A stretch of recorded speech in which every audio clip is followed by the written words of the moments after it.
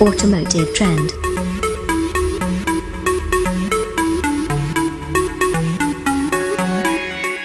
F60 Mini Cooper SE Countryman All4 PHEV.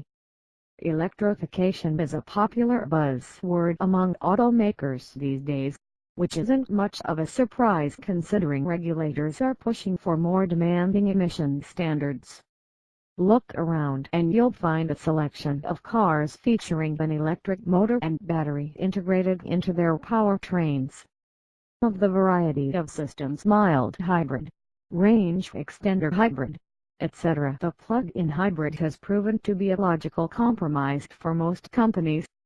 Volvo has its twin-engine equipped models, BMW has its range of high-performance cars, and Mercedes-Benz sells its C-Class and E-Class with the E suffix at the end.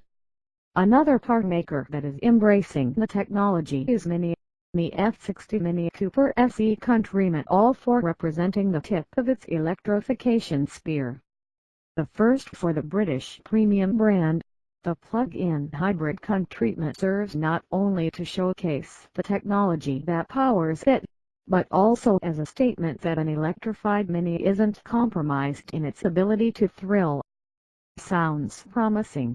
And to find out if there's all to gain but nothing to lose with the first ever Mini PHEV, we took two examples of the electrified Countryman on a short tour of Portugal.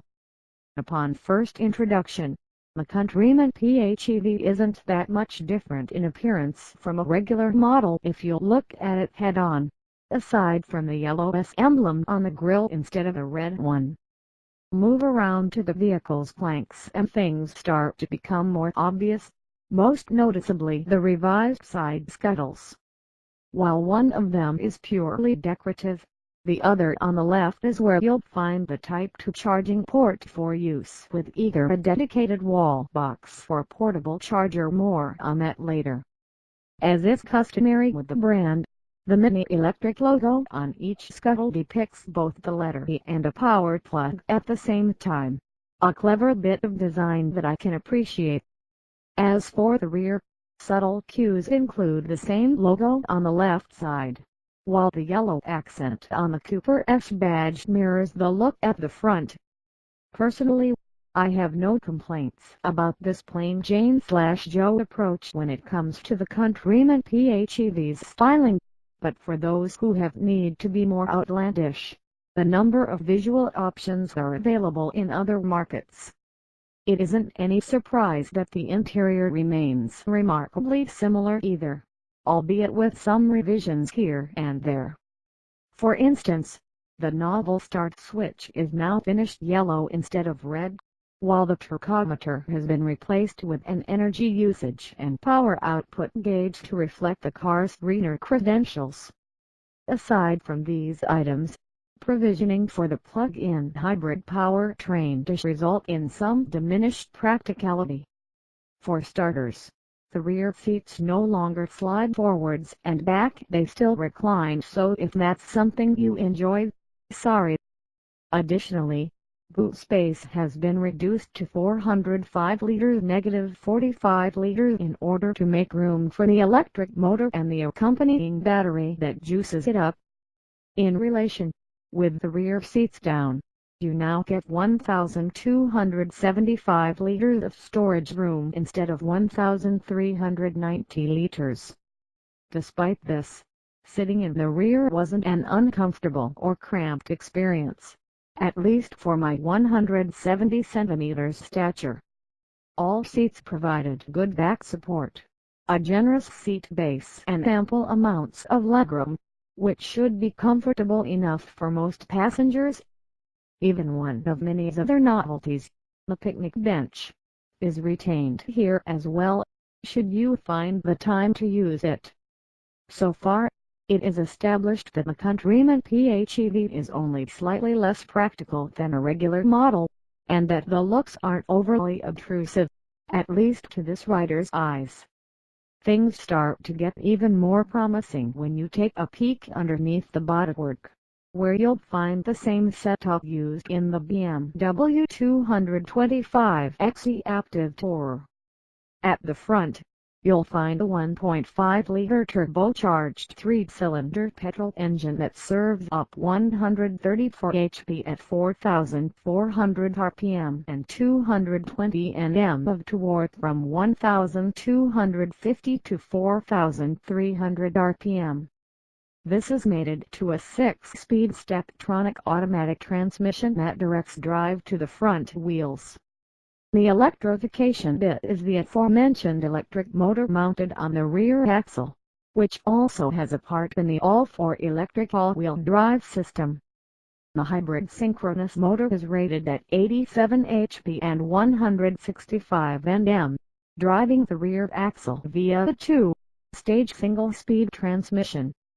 Said motor is supplied power via a 16-cell, 5-module lithium-ion battery with a capacity of 7.6 kWh, which is mounted directly in front of the motor underneath the rear seats, hence the lack of a sliding function for them.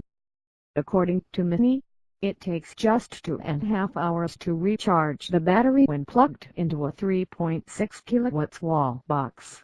But with a regular 240-volt household socket and Delphi-sourced portable charger, that time is extended to 3 hours and 15 minutes. Unfortunately, we didn't get the chance to plug in the car with either of the two solutions during our time with it.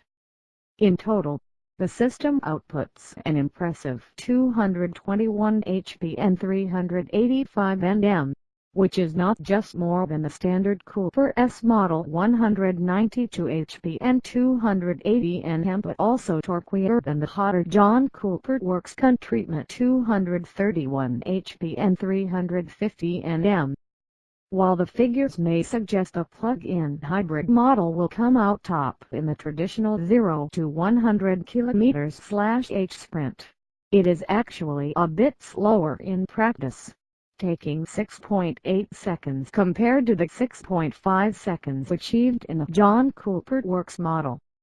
Considering the PHEV is 105 kg heavier than the JCW version 1,630 kg following EU standards, the 3/10 gap is forgivable, to say the least. However, efficiency, not outright speed, is name of the game here, and the plug-in hybrid model impresses with a claimed fuel consumption of as low as 2.1 liters/100 km following the European Union test cycle. It also spews out as little as 49 grams of carbon dioxide per kilometer. As with most plug-in hybrids, the powertrain can be set to a number of operating modes, 3 in this case: Auto Drive, Max Drive and Save Battery.